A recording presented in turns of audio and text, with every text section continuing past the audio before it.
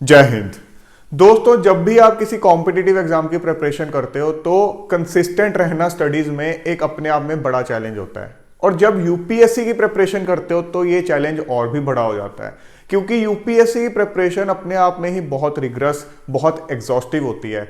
और हार्डली कोई कैंडिडेट होता है जो कि किसी ना किसी लेवल पर फेलियर ना फेस करे इस प्रिपरेशन के दौरान, और आपको पता भी नहीं होता है कि ये प्रिपरेशन कितनी लंबी चलेगी। ऐसे में ये कंसिस्टेंसी मेंटेन करना आपकी प्रिपरेशन जर्नी के साथ साथ और ज़्यादा चैलेंजिंग होता चला जाता है। आज के सेशन में हम यही समझेंगे कि क्या कुछ मेन कारण हैं जो कि आपकी कंसिस्टेंसी में एक हर्डल क्रिएट करते हैं और हम किस तरह से उनको ओवरकम कर सकते हैं। सेशन की शुरुआत हम एक लॉ के साथ करते हैं जो कि आप सबने स्कूल टाइम पे डेफिनेटली पढ़ा होगा। कौन सा law? Newton's first law of motion. ये लॉ क्या बोलता है? ये बोलता है a body remains at rest or in motion at a constant speed in a straight line, एक ही डायरेक्शन में, अनलेस, जब तक उस पे कोई नेट एक्सटर्नल फोर्स ना लगे। मतलब अगर कोई एक बॉडी है, यहां पे मान लो एक बॉल है, अगर वो रेस्ट पे है तो वो हमेशा रेस्ट पे ही रहेगी अनलेस एंड अनटिल आप उसको बाहर से एक फोर्स लगा के पुश कर देते हो तो वो चल पड़ेगी। अब वो चल रही है, वो इसी डायरेक्शन में कांस्टेंट स्पीड के साथ चलती चली जाएगी अनलेस उस पे कोई और एक्सटर्नल फोर्स लगे। जब ये इस डायरेक्शन में चल रही है, अगर आप इस एंगल पे एक फोर्स लगा दोगे तो इसकी डायरेक्शन चेंज हो जाएगी। मतलब कोई भी चीज इस दुनिया के अंदर तब तक एक ही डायरेक्शन में, एक ही स्पीड के साथ चलती चली जाएगी जब तक उस पे कोई एक्सटर्नल फोर्स लगा के उसकी डायरेक्शन या स्पीड को चेंज ना कर दे।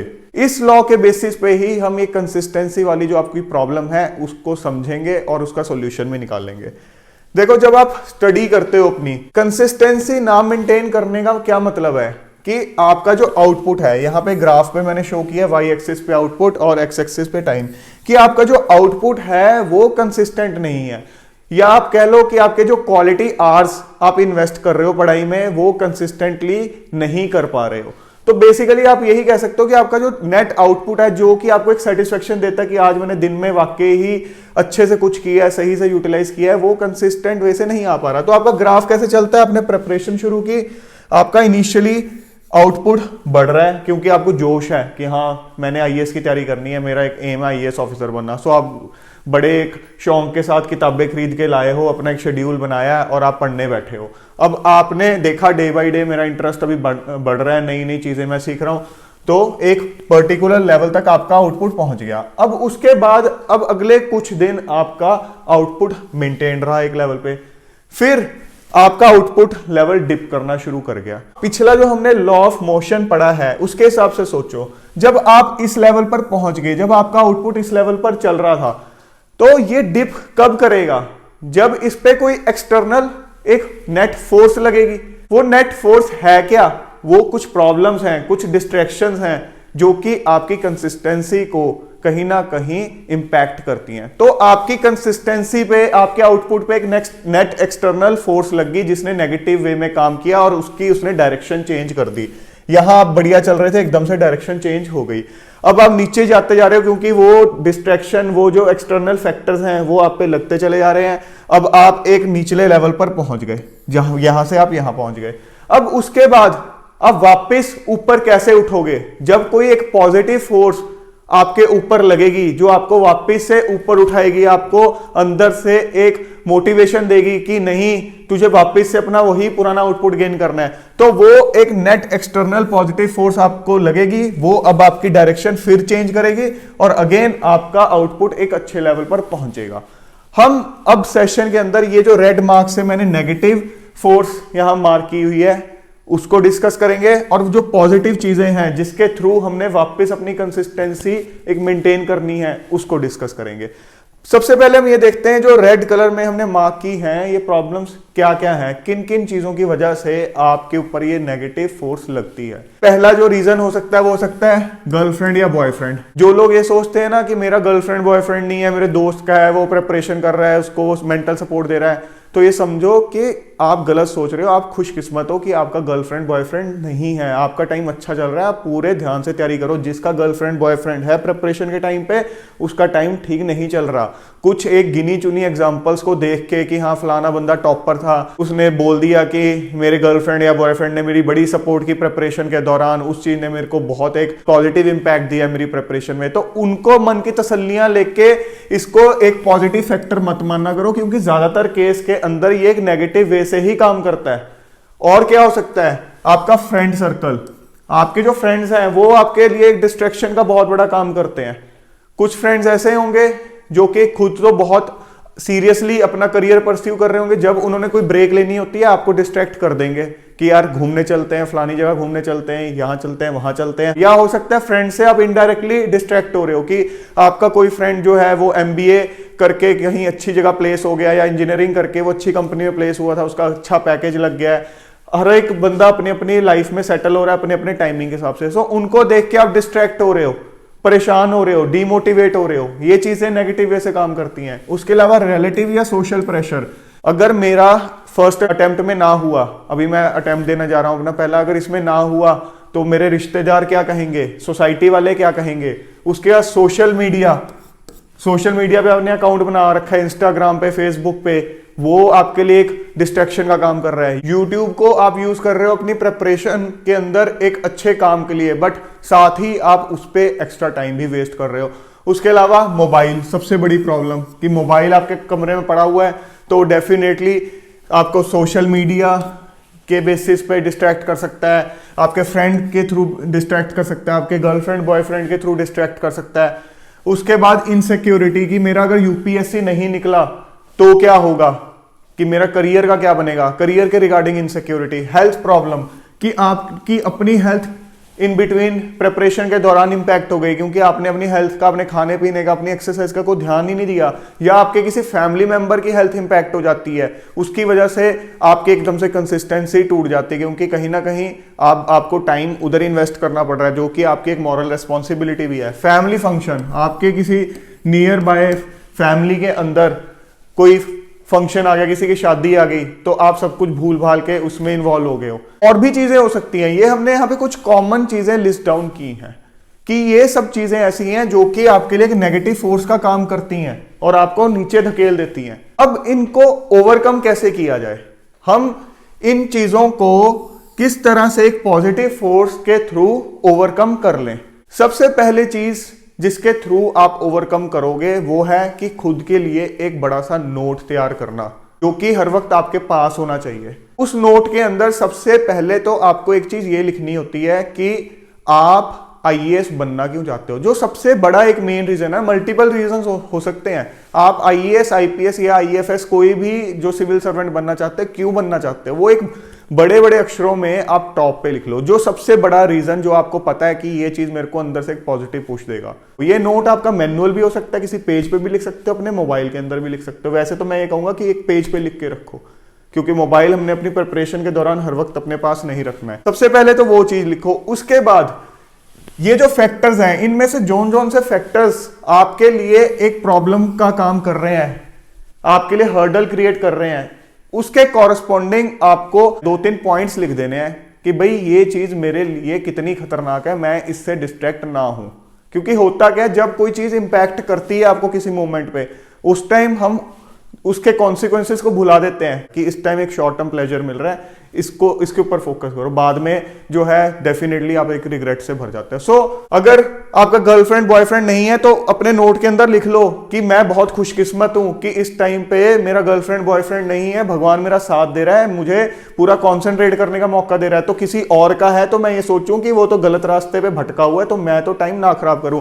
और अगर आपका है और वो इंसान कभी आपसे लड़ता है आपकी प्रिपरेशन के दौरान और आपको उस टाइम परेशान करता है, या आपकी प्रिपरेशन के दौरान बीच में उसको बड़ा आप पे प्यार जागता है तो प्यार भरी बातें करना चाहता है, या आपका भी मन कर रहा है उससे प्यार भरी बातें करने का, तो ये समझ लो, ये लिख लो उसके अंदर कि जो पढ़ते हुए आपके अंदर ये जो उनसे प्यार वाली एक ऊर्जा पैदा होती है ना, और सोचते हो कि हाँ मैं अपना स्ट्रेस, अपना फ्रस्ट्रेशन उससे बात करते हो निकाल रहा हूँ, सिर्फ और सिर्फ अपना टाइम और एनर्जी वेस्ट कर रहे हो। इंडीड जो आपके अंदर ये जो एक्स्ट्रा ऊर्जा पैदा हो रही है ना, ये आपको निकालनी चाहिए जाके जिम के अंदर रनिंग करके, स्विमिंग करके, जॉगिंग करके, सो डैट उसके बाद जो आपको एक आउटपुट मिले वो अगेन आपकी प्रिपरेशन में एक पॉजिटिव बूस्ट दे।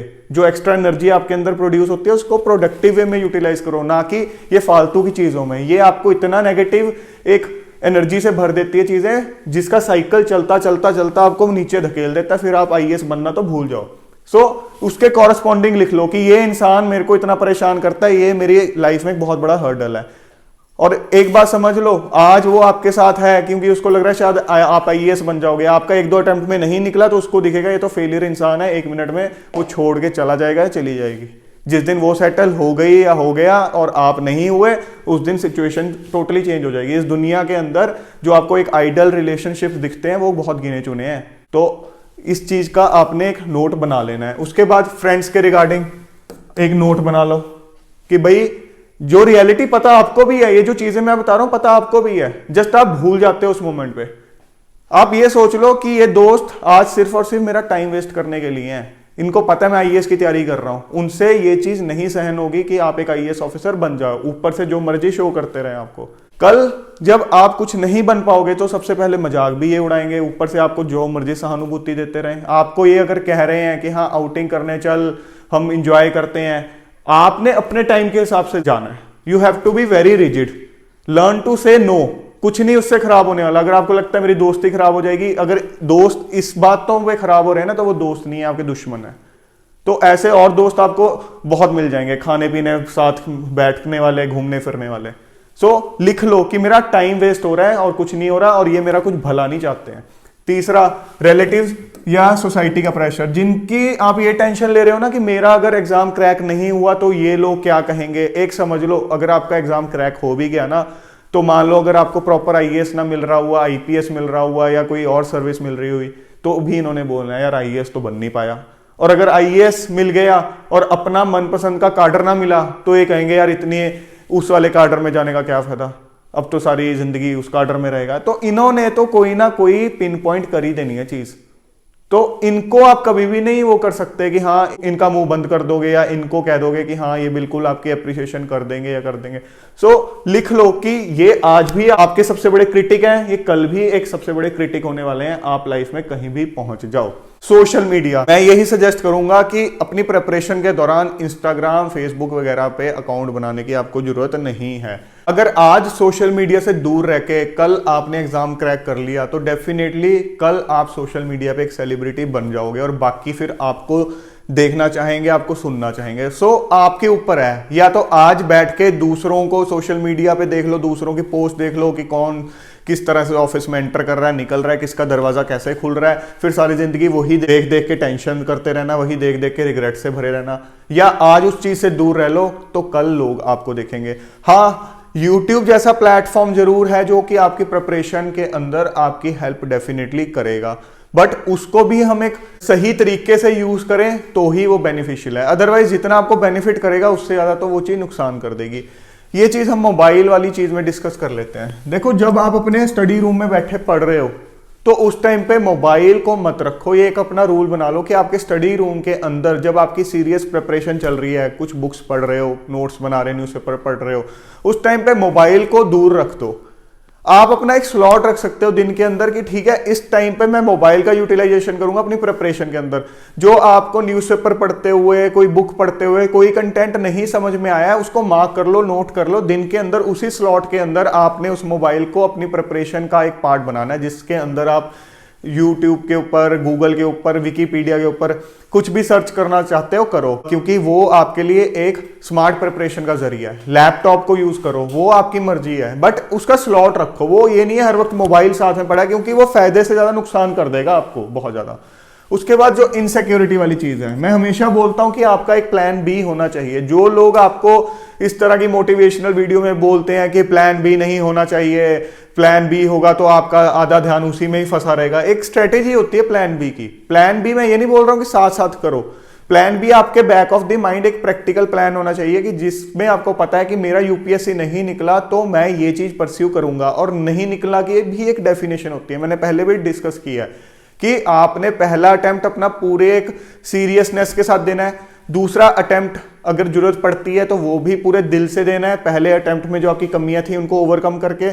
अगर 2 अटेम्प्ट्स में भी आपका अनफॉर्चुनेटली नहीं होता तो प्लान बी भी परस्यू करना शुरू कर दो साथ में, क्योंकि तब आप इस लेवल पे पहुंचे होते हो कि आप अपनी जो प्रिपरेशन पिछले 3 सालों में कर चुके हो उसको थोड़ा सा ब्रश अप करते रहोगे, थोड़ा बहुत करंट पे काम करते रहोगे, आपका इस तरह का लेवल हो जाएगा कि आप तीसरा अटेम्प्ट अच्छी प्रिपरेशन के साथ दे सकते हो। तो उस टाइम पे अपना प्लान बी को भी परस्यू करते रहो। जो लोग निकाल चुके हैं और कुछ लोग इस तरह से बोलते हैं उनके लिए बोलना आसान है, but as a candidate we have to be very practical, otherwise हम अपनी जो पूरी की पूरी यंग एज है उसको बिल्कुल बर्बाद कर बैठेंगे। तो आपको इनसिक्योरिटी भी नहीं रहेगी उस टाइम पे अगर आप इस अप्रोच के साथ चलोगे। हेल्थ प्रॉब्लम, खुद को आपको हेल्थ प्रॉब्लम होनी नहीं चाहिए, क्योंकि अगर आप ढंग से खाओगे पियोगे, दिन में 1 घंटा 45 मिनट एक्सरसाइज करोगे तो मतलब ही नहीं है कि आपको हेल्थ प्रॉब्लम हो जाएगी। आपके किसी फैमिली मेंबर को हेल्थ प्रॉब्लम होती है, वो चीज आपके हाथ में नहीं है। डेफिनेटली अगर इस तरह की कोई दिक्कत आती है, we have to give time to our family. तो उसको मैं ये नहीं मानूंगा कि उस टाइम आपकी कंसिस्टेंसी टूट गई तो वो आपके लिए डिस्ट्रैक्शन होगी, नहीं। लाइफ में अप एंड डाउन आते रहते हैं, तो इस तरह के फेज में हमें उस टाइम पे टाइम डिवोट करना होता है। But one thing you can ensure is कि खुद की हेल्थ से कॉम्प्रोमाइज मत करो, वो सबसे बड़ी दिक्कत है, क्योंकि खुद की हेल्थ खराब होगी मेंटली या फिजिकली तो वो चीज आपके लिए बहुत नेगेटिव है और उसमें कसूर सिर्फ और सिर्फ आपका ही होगा। अब आगे बात फैमिली फंक्शन की। आपके रिलेटिव्स में कोई भी फैमिली फंक्शन आता है, आपको बहुत ज्यादा इन्वॉल्व होने की जरूरत नहीं है। मैरिज का फंक्शन है वो वाला अटेंड कराओ, ये नहीं है हफ्ता हफ्ता 10-10 दिन वहां पे उनके जाके बैठ गए और अपनी प्रिपरेशन बिल्कुल दाव पे लगा के बैठ गए हैं। ये लिख लो अपने नोट्स के अंदर कि जिस दिन मैं ऑफिसर बन गया, एसडीएम डीसी लगाऊंगा अपने जिले का, इतने शादियों के कार्ड आएंगे कि मेरा मन उठ जाएगा कि इतनी ज्यादा शादियों के इन्विटेशन आएंगे, एक एक दिन में कई कई इन्विटेशन। सो आज या तो इनकी अटेंड कर लो फिर सारी जिंदगी बैठे रहना आराम से, या आज ये वाली चीज सेक्रीफाइस कर लो फिर सारी जिंदगी शादियां शादियां। तो वो आपके ऊपर डिपेंड करती है चीज। अब ये जो चीजें मैंने डिस्कस की हैं ये आपको अपने लैंग्वेज के अंदर की पॉइंट्स के फॉर्म में एक नोट पे लिख लेनी है, और इसके अलावा भी अगर आपको कोई दिक्कत चीज दे रही है उससे रिलेटेड नेगेटिव कॉन्सिक्वेंसेज जो कि मुझे बताने की जरूरत नहीं है, आपको मुझसे ज्यादा पता है, वो लिख लो उसके अंदर। अब कुछ और चीजें जो कि आपके लिए एक पॉजिटिव फोर्स का काम करेंगी, वो क्या है? एक तो नोट, जो अभी हमने डिस्कस किया कि खुद के लिए एक नोट बना लो। प्लान बी भी मैंने आपको बता दिया जो कि आपको इनसिक्योरिटी से दूर रखेगा। तीसरा, one of the most important factor, right combination of subjects. कि जब आप पढ़ते हो, जनरल स्टडीज पढ़ रहे हो, तो एट ए टाइम मैं बोलता हूं आपको 2 सब्जेक्ट्स पढ़ो, कि रोज आप ये कर सकते हो, आधा टाइम एक सब्जेक्ट को डिवोट कर दिया, आधा टाइम दूसरे को, या हफ्ते के अंदर 3 दिन एक को, 3 दिन दूसरे को। बट जो कॉम्बिनेशन दोनों सब्जेक्ट्स का चुनोगे वो ऐसा चुनो कि एक एटलीस्ट आपके इंटरेस्ट का हो। ऐसा आप बिल्कुल नहीं कह सकते कि जीएस के किसी भी सब्जेक्ट में आपका इंटरेस्ट नहीं होगा। हम स्कूल टाइम से पढ़ते आते हैं, हर एक बच्चे का अपना एक एप्टीट्यूड होता है। हो सकता है आपको ज्योग्राफी इंटरेस्टिंग लगे, पॉलिटी लगे, हिस्ट्री ना लगे। जैसे मैं अपनी बात करूं, पर्सनली मुझे ज्योग्राफी ज्यादा इंटरेस्टिंग लगता था, तो मैं ज्योग्राफी का कॉम्बिनेशन हिस्ट्री के साथ बनाऊंगा। इसी तरह से आप पॉलिटी और इकोनॉमिक्स ले सकते हो, सो दैट आपको एक एक्साइटमेंट रहेगी, ठीक है यार अभी मुझे ये एक हिस्ट्री सब्जेक्ट पढ़ना है, मेरे इंटरेस्ट का नहीं है, बट मुझे एक्साइटमेंट है कि इसके बाद मैं ज्योग्राफी भी पढ़ूंगा। ये नहीं है पहले हिस्ट्री हिस्ट्री हिस्ट्री पढ़ते जा रहे हैं, उसमें आपका जो कंसिस्टेंसी का लेवल है वो बहुत ज्यादा गिर जाएगा, जो कि चीज हमने नहीं करनी है। उसके बाद पीरियोडिक ब्रेक्स, डेली बेसिस पे आपकी ब्रेक, जो मैंने आपको बताया है कि फिटनेस से रिलेटेड कोई एक्सरसाइज आपको करनी है, एक्टिविटी करनी है, वो एक आपके लिए ब्रेक हो जाएगी। उसके अलावा बीच में छोटी मोटी माइनर ब्रेक्स भी लेते रहो, जिसके अंदर आप स्ट्रेचिंग वगैरह करते रहोगे, कि मान लो 1.5-2 घंटे की सीटिंग दी, उसके बाद थोड़ी बहुत स्ट्रेचिंग कर लिया, थोड़ा बहुत टहल लिए, एक मेजर ब्रेक शाम को हो गई है। वीकली ब्रेक भी होनी चाहिए, आधे दिन की एक वीकली ब्रेक जरूरी है, जो जिस टाइम आप अपने दोस्तों के साथ बाहर जा सकते हो, आउटिंग कर सकते हो, अपनी फैमिली वालों के साथ बाहर आउटिंग कर सकते हो। आपको जबरदस्ती अपनी आउटिंग की टाइमिंग अपने दोस्त के साथ सिंक्रोनाइज करने की जरूरत नहीं है। आपका फ्रेंड अवेलेबल नहीं है तो अपने फैमिली के साथ आउटिंग करके आओ, बट अपना शेड्यूल अपने दोस्त की आउटिंग के टाइमिंग के हिसाब से बिल्कुल भी आपने खराब नहीं करना है। ये बहुत जरूरी चीज है। और मैं ये भी नहीं कहूंगा कि 7 के 7 दिन पूरा पूरा दिन पढ़ते रहो, वो भी चीज गलत है। अगर वो करोगे तो डेफिनेटली आपकी कंसिस्टेंसी में एक ड्रॉप आएगा। सो अगर हम प्रैक्टिकली बात करें, क्या ये जो चीजें मैंने आपको बताई हैं इसके बाद आपकी कंसिस्टेंसी एक ही लेवल पर मेंटेन हो जाएगी? नहीं, हम प्रैक्टिकल ग्राफ की बात करते हैं जो कि हमारा एम है। आपने अपनी प्रिपरेशन की शुरुआत की पूरे जोश के साथ, आपका आउटपुट लेवल एक अच्छे लेवल पर पहुंच गया। अब कुछ दिन के बाद आप फील करोगे कि उसमें एक डिप आना शुरू हो गया है। अब आप सोचोगे कि सर अभी तो आपने ये चीजें बताई हैं, इनको करने के बाद भी डिप क्यों आएगा? डिप आएगा इनिशियली क्योंकि आपके ऊपर वो नेगेटिव फोर्सेस अपना काम करेंगी, आपको दबाने की कोशिश करेंगी। आपका काम है उस नेगेटिव फोर्स को जो उस मोमेंट पे आप पे हावी होने की कोशिश कर रही है, सबसे पहले उसको आइडेंटिफाई करना और उसके बाद उसको खुद पे हावी ना होने देना।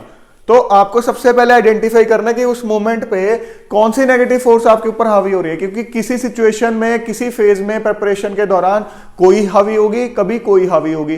तो आपने उससे पर्टेनिंग जो अपने नोट के अंदर नेगेटिव कॉन्सिक्वेंसेस लिखे हुए हैं कि इससे मेरा ये बड़ा नुकसान होगा अगर मैं इस चीज को परस्यू करूंगा, तो उसको कई बार पढ़ना है, अपने दिमाग में बिठा लेना है कि नहीं तो अदरवाइज मैं बाद में एक रिग्रेट की फीलिंग से भर जाऊंगा। सो जब वो आप पढ़ोगे तो डेफिनेटली आई एम श्योर कि आपके अंदर एक फीलिंग आ जाएगी, नहीं I have to fight back, मुझे इसको ओवरकम करना ही करना है। आपको अगर ये लगता है कि मैं सब्जेक्ट से बोर हो गया हूं यार, अब मेरे से पढ़ा नहीं जा रहा है, तो अपने सब्जेक्ट चेंज कर दो उस टाइम पे, कोई चक्कर नहीं है। आपने शेड्यूल अगर बनाया था, you should never be rigid with your schedule और टाइम टेबल। आपके टाइम टेबल या शेड्यूल के अंदर फ्लेक्सिबिलिटी होनी चाहिए। आप इंटरचेंज कर दो सब्जेक्ट्स को। आपको बेसिकली आउटपुट चाहिए। ऐसी सिटिंग का कोई फायदा नहीं है कि आपका सब कुछ सिर के ऊपर से निकल रहा है, बस आप दिखाने के लिए पढ़ रहे हो। इफेक्टिव स्टडी आवर्स वही हैं जब आप पढ़ रहे हो, पूरे इंटरेस्ट से पढ़ रहे हो और आपके दिमाग में भी चीजें एंटर हो रही हैं। आपको लगता है कि मुझे ब्रेक की जरूरत है, मैं बोर हो गया हूं, मैं सब्जेक्ट्स चेंज करके भी नहीं कुछ कर पा रहा हूं, ब्रेक ले लो, 1 दिन की ले लो, 2 दिन की ले लो, 2-3 दिन कहीं घूमाओ, कोई इशू नहीं है, बट वापिस आप री एनर्जाइज्ड फॉर्म में आने चाहिए। जो मेन हमारा एक एम है वो ये है। सो डिप आएगा, वो डिप ज्यादा प्रोलॉन्ग नहीं रहना चाहिए, हम वापस फाइट बैक करेंगे और इस बार जो हमारा आउटपुट लेवल आएगा वो पहले के मुकाबले ज्यादा होगा, पहले के मुकाबले ज्यादा होगा, क्योंकि हमारी स्ट्रेटेजी ऐसी है कि हम फाइट बैक करेंगे। उसके बाद कुछ दिन आपका मेंटेन रहेगा, फिर डिप आएगा, फिर हम ज्यादा देर उसको अपने ऊपर हावी नहीं रहने देंगे, फिर वापस से फाइट बैक करेंगे। अब इस बार लेवल, आउटपुट लेवल और ऊपर रहेगा। सो हमारा ग्राफ इस तरह से बढ़ता चला जाएगा। और ये नहीं मैं बोल रहा हूं कि किसी एक लेवल पे जाके आपका ये आउटपुट लेवल जो है एक पर्टिकुलर लेवल में मेंटेन रहेगा, नहीं, वो इम्प्रैक्टिकल बात होती है। आपका अप डाउन जो चीज है वो चलती चली जाएगी। जो चेंज है वो नेचर का एक लॉ है, परिवर्तन इस कुदरत का एक नियम है। इस दुनिया में कोई भी चीज स्थायी नहीं है। दिन के बाद रात आएगा, खुशी के बाद गम आएगा, सक्सेस के बाद किसी और तरह का फेलियर आएगा। ये नहीं है कि आईएएस बन जाओगे, यूपीएससी निकाल दोगे तो उसके बाद आप पूरी लाइफ में सक्सेसफुल हो गए हो। वो उस मोमेंट की सक्सेस है। आपके करियर में कई तरह के फेलियर्स आप फेस करोगे। आप कुछ करना चाहोगे, अपने फील्ड पोस्टिंग के दौरान वो नहीं कर पाओगे, वो आपको लगेगा मेरा फेलियर है। आप कुछ अपनी स्ट्रेटेजी बनाओगे, वो चीज नहीं काम करेगी, वो आपका फेलियर है। सो ये चीजें तो चलती रहनी है। तो प्रिपरेशन के दौरान भी जो कंसिस्टेंसी वाली चीज है ये भी अप डाउन जाती रहेगी, लेकिन हमारा जो मेन मोटिव है वो ये है कि हमारे जो डिप हैं वो बड़े बड़े नहीं होने चाहिए और हमारा एम होना चाहिए कि नेक्स्ट टाइम जो हमारा आउटपुट आ रहा है वो पिछले आउटपुट से थोड़ा सा ज्यादा होना चाहिए। और जो उसकी ये जो ड्यूरेशन है, जिस टाइम वो कंसिस्टेंट रहा है, वो हमारा एम हो कि अगले बार पहले से थोड़ा ज्यादा हो या एटलीस्ट उतना ही हो। तो हमारा ग्राफ एक नेट, अगर आप इक्वेशन देखोगे, थोड़ा पॉजिटिव वे में ही जाएगा। वो ऐसा नहीं है कि नीचे की तरफ जा रहा है। विंडो रहेगी एक अप डाउन की, लेकिन वो विंडो जो है वो नैरो विंडो होगी। ये है हमारा एम, ये है प्रैक्टिकल चीज। तो इसका मतलब होता है कि आप कंसिस्टेंटली तैयारी कर रहे हो। तो फ्रेंड्स, आई होप आज के सेशन से आपको समझ में आ गया है कि क्या एक स्ट्रेटेजी अडॉप्ट करनी है अपनी प्रेपरेशन के दौरान। कोई भी इंसान ये नहीं कह सकता कि मुझे कोई डिस्ट्रैक्शन नहीं होती अपनी प्रेपरेशन के दौरान। मुझे भी हुई थी, आपको भी होती है, हर टॉपर को डिस्ट्रैक्शन होती है। मैं अपनी गलतियों से आपको बता रहा हूं कि कोई गलती अगर मैंने की है तो वो आप ना करो, या जो चीज मैंने अगर सही की है तो वो आप भी अडॉप्ट करो, सो दैट आपको भी उसका फायदा हो सके। आई होप आज के सेशन के बाद आपकी कंसिस्टेंसी में डेफिनेटली इंप्रूवमेंट होगी। सो जल्द मिलेंगे एक और नए और इंपॉर्टेंट सेशन के साथ। Till then keep grinding yourself and stay fit and healthy. जय हिंद।